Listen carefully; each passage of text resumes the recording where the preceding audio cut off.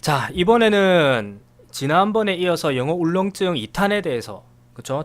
두 번째 이야기, 뭐 세 번째 3탄, 4탄까지는 가지 않기 때문에 크게 걱정을 안 하셔도 될 것 같고, 이제 마지막 두 번째 이야기를 해보자고 합니다.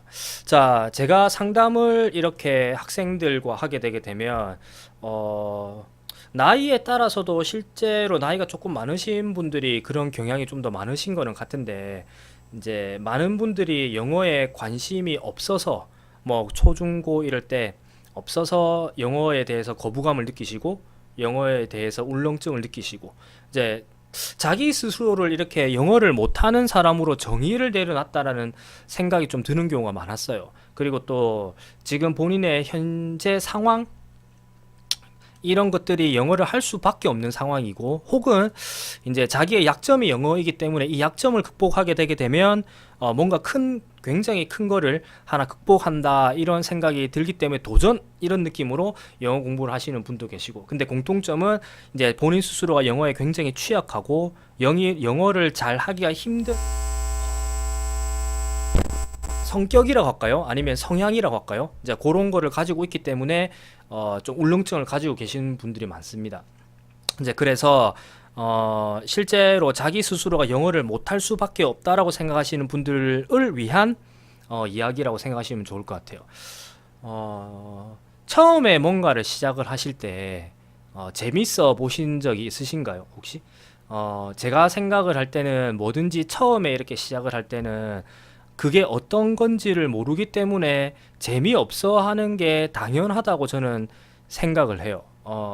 뭐 게임 이런 거 남자분들, 그쵸? 게임 하는 거, 여자분들 뭐 이렇게 쇼핑하는 것들 보게 되게 되면 실제로 처음에 게임을 맨 처음에 했을 때는 그렇게 뭐 재미가 있거나 이러지 않으셨을 가능성이 커요. 제가 볼 때는 친구들이 하니까 나도 간다 아니면은 뭐 축구 이런 운동 같은 것도 그렇고 그렇게 경기 룰이나 이런 것들을 잘 모르는 상태에서 가게 되면 크게 재미는 없잖아요, 그렇죠? 근데 어떠한 계기를 통해서 가다 보니까 이제 이게 어떻게 진행이 되고 또 어떤 데서 재미를 느껴야 되는지 알게 되는 그 순간부터 재밌어지는 것 같아요, 제가 볼 때는.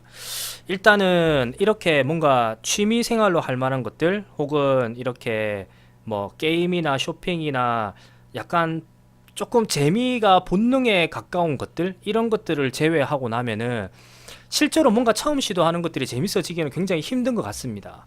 자, 여러분들이 생각을 해보게 되게 되면 본인이 지금 현재 재밌어 하는 것들이 어떠한 과정을 통해서 재밌어졌는가 이렇게 생각을 해보시면 실제로 많은 분들이 처음에는 재미가 없었는데 하다가 보니까 재밌어졌어요 이런 얘기를 많이 해요. 그러면 어느 시점에 본인이 재밌어지는가를 생각해 보시게 되면 대부분 분들이 나는 처음에 재미가 없었는데 어떻게 하다가 보니까 나도 이거를 잘할 수 있겠다.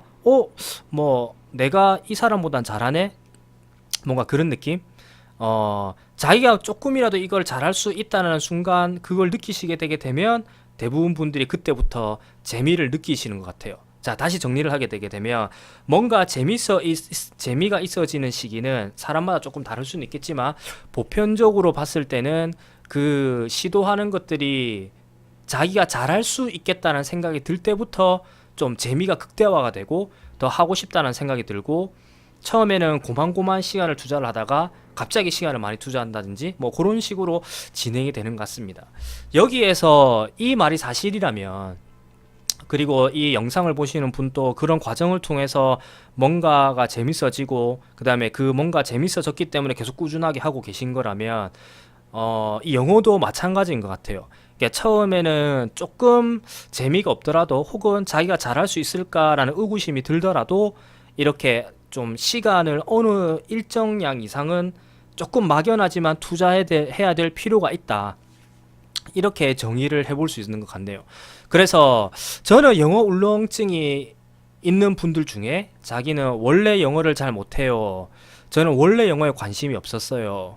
혹은 뭐 저는 영어를 잘할 만한 성향 아니면 능력이 없는 것 같아요. 이렇게 말하시는 분은 모르겠어요. 이렇게 일정 시간을 투자해 보신 분들도 계시겠지만 많은 분들이 그 정도의 시간을 투자를 해 보시지 않고 이제 어느 정도 이렇게 조금 인내심을 갖고 해보지 않으시고 나서 좀 성급하게 자기는 못한다라고 생각을 했기 때문에 이제 그 당시에 하다가 그만두신 거고, 그리고 이제 세월이 지나다 보니까 꼭 해야 되는 상황이 생기다 보니까 다시 시작을 하게 되는 이런 경우를 제가 많이 봤거든요.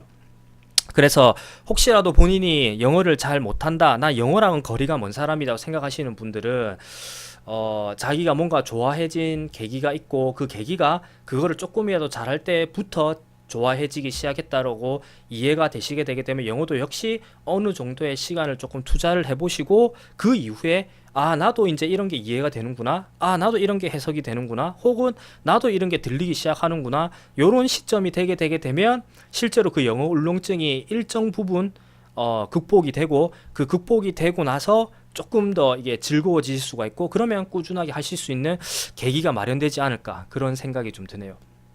그래서 조금이라도 이제 영어에 대해서 거부감이 있으신 분들은 한 달이면 한 달, 두 달이면 두 달, 이렇게 조금 막연하게라도 영어랑 좀 친해지시려고 좀 결과물을 굳이 바라지 마시고, 내가 이거에 대해서 조금이라도 뭔가 더 알아낼 수 있다, 이전보다는 좀 많이 안다, 뭐 요런 거를 목표로 삼고 시작을 해보시고, 재미가 있어지시게 되고, 혹은 내가 잘할 수 있다라는 생각이 드는 그때부터 조금 시간 양을 늘리시고, 그 다음에 조금 전문적인까지는 아니더라도 반 전문적인 정도가 되기 위해서 목표를 잡으시고 공부를 하시게 되면 도움이 되시지 않을까 싶습니다.